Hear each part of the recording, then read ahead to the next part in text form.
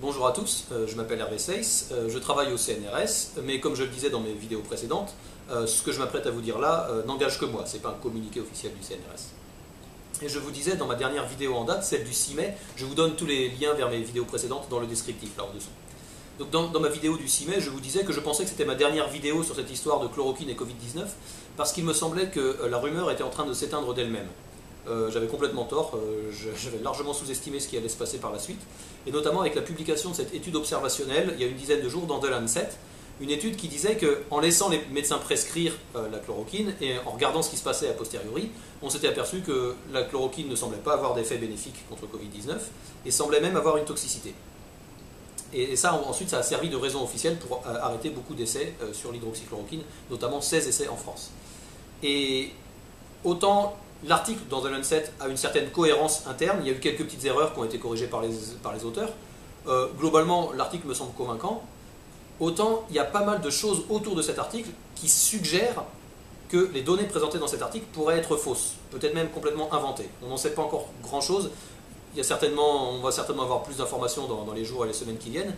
Il y a une possibilité que cet article dans The Lancet repose sur des données frauduleuses complètement fabriquées. Auquel cas, bien entendu, même si l'article semble logique, en fait, s'il se base sur des données fausses, évidemment, on ne pourra pas s'en servir pour l'argumentaire. Et donc, c'est de ça que je vais parler. En fait, plusieurs amis qui m'ont demandé de prendre un peu position sur cette histoire de l'article dans The Lancet. C'est effectivement une bonne chose d'en parler, parce que j'ai été très critique vis-à-vis des articles de Raoult qui ont fraudé pour faire croire à l'efficacité de la chloroquine. Mais là, s'il y a aussi une fraude dans le camp qui s'oppose à Raoult, il faut aussi la mentionner. Et ça, c'est clair que on n'est pas là pour prendre parti pour un camp ou pour l'autre, on est là plutôt pour essayer de comprendre objectivement la réalité des choses. Et c'est mon rôle dans ces vidéos, c'est de vous expliquer ce que je pense être la réalité des choses. Alors qu'est-ce que c'est que cet article qui a été publié dans The Lancet il y a une dizaine de jours? Eh bien c'est une étude observationnelle, c'est-à-dire c'est pas un essai clinique où on recrute des gens, où on leur donne le médicament dans des conditions standardisées, uniformisées et on regarde ce qui se passe. C'est une étude où on vient a posteriori voir ce qui s'est passé quand les médecins ont effectivement prescrit les médicaments, on voit ce qu'il est advenu des patients. Et donc on laisse faire le monde réel, ce qui signifie que chaque situation médicale des patients est différente, les médecins adaptent leur traitement à leurs patients, et donc on a une certaine hétérogénéité dans les traitements, en plus ça vient de partout dans le monde, donc il y a pas mal de différences. Donc ça fait des choses qui peuvent être des fois un peu compliquées à interpréter. Et donc, avec toutes ces limitations en tête, les auteurs nous disent, voilà, on a collecté les données de 96 000 patients, dont plusieurs milliers qui ont été traités avec la chloroquine ou l'hydroxychloroquine, avec éventuellement l'azithromycine ou d'autres choses. Et nos données montrent que ces gens-là, qui ont été traités à la chloroquine ou l'hydroxychloroquine, meurent plus que les autres. Donc non seulement le traitement n'a pas l'air d'être efficace contre Covid-19, il a même l'air d'être toxique. Et d'un point de vue de cohérence interne, cet article se tient assez bien. Il y a eu quelques petits problèmes, notamment sur le décompte des hôpitaux en Australie. Apparemment, il y avait un hôpital d'Asie qui avait été compté en Australie. Aussi une donnée supplémentaire dans la table 3 qui n'était pas exactement ce qu'elle était censée être, c'était une autre donnée. Donc des choses qui ont été corrigées. Heureusement, il y a des gens qui ont repéré ces défauts, qui les ont fait corriger par les auteurs, et ça c'est très bien. Mais il y a deux gros problèmes à côté de ça, et là pour le coup, ça remet vraiment en cause toute l'étude, parce que autant la logique présentée dans l'article semble correcte, autant si elle se repose sur des données qui sont fausses au départ, évidemment on ne pourra rien en conclure. Première chose, c'est que les auteurs refusent de livrer leurs données. Ils nous présentent dans leur article une analyse de données sans nous montrer les données, et ça je suis désolé, mais c'est pas de la science, c'est pas quelque chose qu'on peut faire, et scientifique, tout ce qui est vérifiable, et si on nous dit juste faites-nous confiance, on a analysé les données correctement et voilà les résultats, non, c'est pas ça. Il faut qu'on puisse, nous-mêmes, la communauté scientifique, les lecteurs de l'article, qu'on puisse refaire les analyses, il faut qu'on ait accès aux données. Et donc c'est très bien que la communauté scientifique mette une pression sur les auteurs de cet article pour les obliger à relâcher leurs données, ça me semble absolument indispensable. L'article n'est pas acceptable s'il ne publie pas ces données. C'est une première chose. Deuxième chose, c'est qu'il y a pas mal de choses autour de l'article qui semblent suggérer qu'il y a un vrai gros problème avec la collecte des données elle-même, peut-être même que cette compagnie privée qui s'appelle Surgisphere, qui est censée avoir fourni les données aux chercheurs, en fait l'un des auteurs de l'article est le PDG de cette compagnie a, par certains aspects, un peu les apparences d'une compagnie fantôme, qui n'a pas un gros passif d'existence dans le domaine. Aucun hôpital ne revendique d'avoir donné ces données médicales à cette compagnie. Et il y a encore pas mal d'autres choses, je vous mets un lien en dessous si vous êtes curieux. Il y a pas mal de choses qui allument quand même des signaux un peu inquiétants à propos du sérieux de cette compagnie. Et donc, il y a la possibilité, c'est loin d'être démontré, donc ça je pense on en saura plus dans les semaines qui viennent, il y a la possibilité que ces gens-là aient juste inventé les données. auquel cas, bien entendu, même si le raisonnement après présenté dans l'article est correct, si les données au départ sont fausses et inventées, bien entendu, on ne pourra rien conclure de cet article en ce qui concerne le débat sur la chloroquine. Et donc, c'est pour ça que je vous disais en introduction, il y a eu de la fraude qui a fait croire que la chloroquine pouvait marcher contre Covid-19, et j'en parlais dans mes précédentes vidéos. Mais si des gens démentent cette fraude, mais en fraudant eux-mêmes, et bien du coup on n'a pas pu s'avancer. En fait, on est encore dans l'état avant la publication de cette étude dans The Lancet. Si effectivement elle est frauduleuse, on ne pourra pas s'en servir pour en tirer argument contre l'efficacité de la chloroquine contre le Covid-19.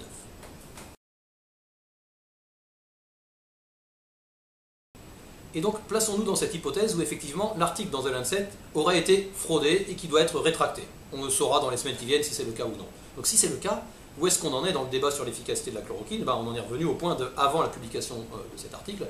Et donc on en était dans une situation où il y avait des essais en cours pour tester l'efficacité de la chloroquine ou de l'hydroxychloroquine contre le Covid-19. Et ces essais, pour le moment, ne voyaient pas d'effet bénéfique. Donc ils disaient on va continuer à tester pour voir si ça finit par venir. En tout cas, on n'avait pas encore vu d'effet. Et beaucoup de gens nous disaient oui, on ne voit pas d'effet dans ces essais cliniques parce que le traitement est administré trop tard aux patients. Le traitement bithérapie azithromycine hydroxychloroquine ne fonctionne que si on le donne très tôt dans la maladie. Donc il est important de se pencher sur les arguments en faveur de cette efficacité précoce dans la maladie. Donc on fera le tour, c'est dans le prochain chapitre de cette vidéo, on fera un peu le tour des arguments et vous verrez, vous allez être un peu surpris.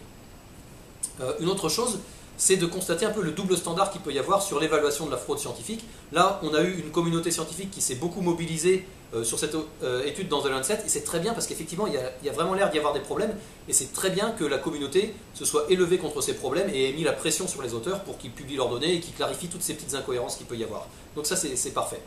On aimerait davantage d'honnêteté de la part de la communauté, scientifique ou politique, etc., à propos des études également, par exemple du professeur Raoult ou des autres études qui sont en faveur de l'hydroxychloroquine. Je vous rappelle, c'est ma vidéo du 26 mars, que la donnée initiale qui suggère que ce traitement est efficace contre le Covid-19 est tout à fait frauduleux. Donc c'est un mensonge au départ. Donc on aurait aimé entendre autant de critiques à l'époque. Également, il y a eu une prépublication qui a été publiée par l'équipe de l'hôpital de Garches. C'était, je crois, une quinzaine de jours avant la publie dans 2-3 semaines avant la publie dans The Lancet. Donc c'était les professeurs Davido, Perron et quelques autres qui avaient fait une étude où ils avaient recruté donc, des patients à qui ils allaient donner un placebo, des patients à qui ils allaient donner l'azithromycine et l'hydroxychloroquine, et ils ont fait un essai clinique, et ils ont vu des morts, ils ont vu des transferts en réanimation parce que la situation s'était aggravée, mais sauf que ces gens-là étaient essentiellement dans la cohorte des gens traités à la bithérapie. Donc ça semblait être plutôt un argument pour dire que la bithérapie était nocive. Et les auteurs de l'étude visiblement avaient une autre idée en tête et n'avaient pas envie de cette conclusion. Ils n'ont pas hésité à transférer donc, les patients morts et envoyés en réanimation précocement, à les transférer dans la cohorte contrôle, en nous disant, comme ils sont morts ou ils ont été envoyés en réa dans les premières 48 heures, on n'a pu leur donner le traitement que pendant 48 heures, donc on n'a pas pu leur donner tout le traitement qu'on voulait. Et donc, ils les comptent comme contrôle, et après, ils n'ont pas honte de venir nous dire, ah regardez, il y a plus de morts et de transferts en réanimation dans la cohorte contrôle que dans la cohorte traitée, donc l'hydroxychloroquine et l'azithromycine marchent. Évidemment, c'est une fraude manifeste, ça a été un vrai scandale, et il y a eu de nombreux scientifiques pour leur reprocher ça, et heureusement, après, les auteurs, effectivement, ont reconnu, et ils ont rétracté leur prépublication. Ce qui est intéressant de constater, c'est que le professeur Raoult, qui a tellement menti au départ sur cette histoire d'efficacité de la chloroquine, lui n'a pas hésité, au moment où cette prépublication a été mise en ligne, il n'a pas hésité à dire « Ah, très bon travail de la part de cette équipe ». Et après, quand c'est devenu manifeste que c'était un gros mensonge et que l'étude a été rétractée, là, curieusement, il n'a pas fait de commentaire.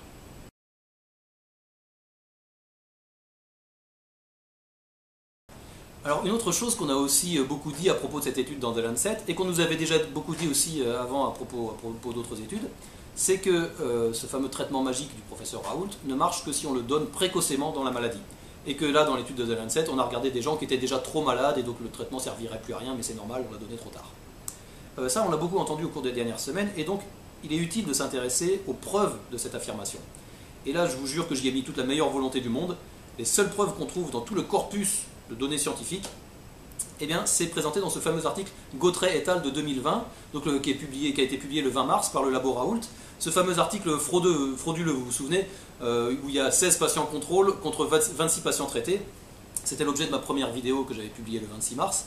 Donc on avait exclu des statistiques les gens qui étaient traités et pour qui ça s'était mal fini, parce qu'évidemment ça n'était pas tellement en faveur du traitement. Et donc on avait bidonné les statistiques, on avait inventé des données, on avait même montré qu'on ne savait pas faire des mesures de RT-PCR parce qu'en fait les données étaient erratiques. Et avec tout ça, on avait conclu de façon tout à fait frauduleuse que le traitement était efficace. Et bien voilà, donc parmi ces 26 patients, il y en avait 6 qui avaient reçu, en plus de l'hydroxychloroquine, l'azithromycine. Donc c'est ça la fameuse bithérapie. Et donc je vous montre ici là, les données donc, tirées de cet article, Gautret et al. De 2020. Je vous montre pas tout le tableau, hein, je vous montre juste les 6 dernières lignes du tableau. Ce sont celles qui concernent ces fameux patients qui ont reçu la bithérapie. Et effectivement, donc, ces 6 patients s'en sortent bien, mais c'est pas étonnant, parce que je vous rappelle, hein, dans cette maladie, 99 à 99,5% des gens finissent par guérir et leur système immunitaire élimine le virus. Donc c'est normal qu'on ne détecte plus le virus. Donc sur 6 patients, c'est normal que tous s'en sortent bien. Et surtout, ce qui est surprenant, surtout quand on se rappelle que tout le monde nous dit qu'on a des preuves que la bithérapie fonctionne tôt dans la maladie, c'est que ces 6 patients, en fait, il y en a 4 d'entre eux qui ont été pris en charge, qui ont commencé le traitement entre 4 et 7 jours après les premiers symptômes, alors qu'on nous raconte maintenant qu'il faut donner le traitement très tôt, dès les premiers symptômes. Et ça se voit d'ailleurs que ces patients ont été pris tard dans leur maladie, parce que ça se voit à cette autre colonne qui nous dit ici leur état clinique. On voit que l'infection chez eux est descendue dans les poumons, et ça, c'est le signe d'un avancement de la maladie. Et donc voilà, sur ces 6 patients traités à la bithérapie, finalement il n'y en a que 2 qui ont été traités à un stade précoce de la maladie, et donc un homme de 20 ans, un homme de 48 ans. Ils s'en sont bien sortis, mais bon c'est normal, hein, 99,5% des gens s'en sortent bien. Et voilà toute la preuve de l'efficacité de la bithérapie à un stade précoce. Donc évidemment, sur un effectif aussi ridicule, 2 personnes, comment voulez-vous conclure de l'efficacité de ce truc-là? Et voilà, je vous assure que c'est tout ce que j'ai trouvé dans le corpus scientifique. Et donc voilà, si un jour quelqu'un vous dit à nouveau, comme on l'a beaucoup entendu, la bithérapie du professeur Raoult marche dans les stades précoces de la maladie, vous êtes autorisé de ma part à vous foutre de sa gueule. Et si cette personne ne comprend pas, ne veut pas comprendre, renvoyez-le vers cette vidéo ici, et rappelez-lui que j'en fais le serment, publiquement. Si quelqu'un m'apporte une preuve qu'effectivement cette bithérapie fonctionne dans les stades précoces, eh bien je ferai une vidéo pour dire mea culpa, je me suis trompé, j'avais dit qu'il n'y avait pas de preuve alors qu'il y en avait une. Ok, on fait comme ça. Alors, de toute cette histoire, clairement on peut dire que la communauté de la recherche médicale ne sort pas grandie. On a visiblement des gens qui mentent pour faire croire que la chloroquine marche, des gens qui mentent pour faire croire qu'elle ne marche pas. On va voir s'ils mentent ou pas, c'est un article dans The Lancet. Il y a des gros soupçons. Au milieu, il y a des gens, certainement plein de scientifiques, des chercheurs cliniciens qui font très honnêtement leur travail, et eux, c'est justement pas eux qui la ramènent le plus. Et donc, on les entend pas parler, ces gens-là. Et on a un peu l'impression que le débat médiatique est occupé justement par les plus grandes gueules, qui sont en général ceux qui fraudent le plus. On a entendu parler sur la chloroquine, maintenant cette histoire dans The Lancet. On avait eu, peut-être les gens se souviennent de cette drôle d'histoire sur le tocilizumab, un truc qui avait été annoncé avec fanfaronnade par la PHP, en fait, qui avait l'air d'être aussi foireux que l'hydroxychloroquine. Remdesivir, pareil. On avait eu une communication un peu victorieuse à partir de données qui clairement ne semblaient pas le mériter. Et donc, on a beaucoup de gens qui annoncent des choses qui sont très exagérées, voire carrément frauduleuses, et ce sont les gens qu'on entend. Et au milieu de ça, qui sont les perdants? D'une part, les vrais scientifiques, ceux qui font de la vraie science objective et raisonnable, et d'autre part, évidemment, les malades, les patients, ceux qui attendent un vrai traitement. Alors, c'est pour ça que, à mon avis, il y a eu des fraudes chez Raoult, il y a peut-être aussi des fraudes dans le papier de The Lancet. Il ne faut pas dire qu'on a égalité entre deux camps. En fait, il n'y a pas un camp qui a gagné et l'autre qui a perdu. En fait, ceux qui ont perdu, c'est nous tous, c'est la société, c'est ceux qui attendons un vrai traitement, et c'est aussi les vrais scientifiques. En fait, la vérité aussi a perdu dans toute cette histoire. Et donc, il y a des gens qui s'opposent et qui mentent entre eux, et ça, c'est pas spécialement étonnant. C'est-à-dire, les vaniteux entre eux se supportent très mal. Et donc, on peut très bien avoir des conflits entre des gens qui ont tort tous les deux. Ce qu'il faut bien voir, c'est qu'à l'heure actuelle, il n'y a vraiment pas de preuve d'efficacité de l'hydroxychloroquine. Il y a quand même des données, et ça, on ne fait pas appel aux données de The Lancet, il y a quand même des données qui suggèrent que non seulement elle n'est pas efficace, mais qu'elle pourrait même être toxique. Je vous renvoie donc vers ma vidéo qui parlait de l'effet de la bithérapie, je vous donne tous les liens de mes vidéos précédentes, qui montrait qu'il y a un effet cocktail entre azithromycine et hydroxychloroquine qui multiplie par 2 le risque de mort par arrêt cardiaque.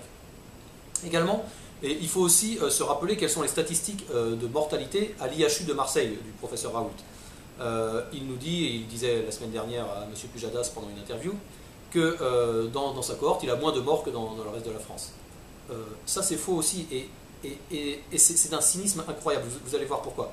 Tout le monde se souvient certainement de la visite du président Macron au labo de Raoult, c'était début avril, et pendant ce week-end-là, le labo Raoult avait publié sur Internet des statistiques disant on a fait une cohorte de plus de 1000 patients, et on a 0,47% de décès dans cette cohorte. Donc c'est super, notre machin marche, on est en train de sauver les gens. ce sur quoi ils n'avaient pas vraiment insisté à l'époque, et moi j'en parlais dans ma vidéo du 16 avril, c'est que en fait, ils avaient effectivement 0,47% de patients qui étaient morts, ils avaient un additionnel de 1,5% de patients qui étaient en train de lutter entre la vie et la mort.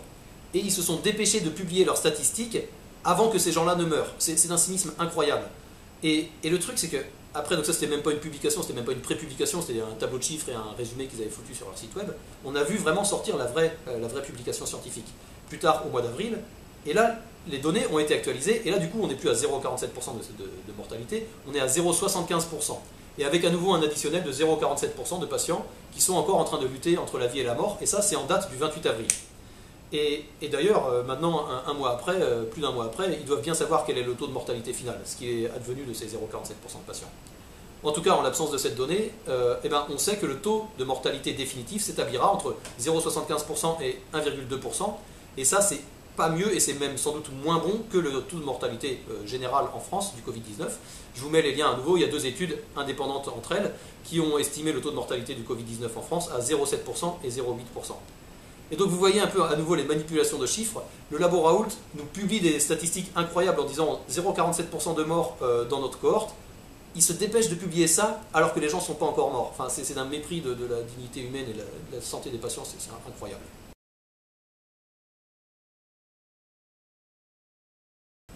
Et donc on en est là maintenant. Il semble qu'il y ait eu des escroqueries de tous les côtés. Il faut bien voir que c'est pas parce que l'article de The Lancet a éventuellement été bidonné que ça va rendre magiquement vrai toutes les fraudes du labo Raoult sur l'hydroxychloroquine. Et il y a aussi une certaine ironie à constater qu'il y avait énormément de bonnes raisons d'arrêter tout ce cirque sur l'hydroxychloroquine. On savait que c'était un mensonge du labo Raoult au départ. On savait qu'ils avaient multiplié les fraudes depuis. Cette histoire de manipulation des statistiques de mortalité dans leur protocole à l'IHU à Marseille, sous-estimé à 0,47%. On savait qu'il y avait des décès, rien que au moins 4 décès en France, d'après la NSM, à cause de ce traitement à l'hydroxychloroquine contre Covid-19. Et donc il y avait plein de bonnes raisons d'arrêter tout ce cirque. Et il s'avère que les autorités ont finalement mis un terme à cette histoire d'hydroxychloroquine, peut-être pour la seule mauvaise raison qui se présentait à eux, c'est cet article dans The Lancet pour lequel on soupçonne maintenant qu'il a été frauduleux.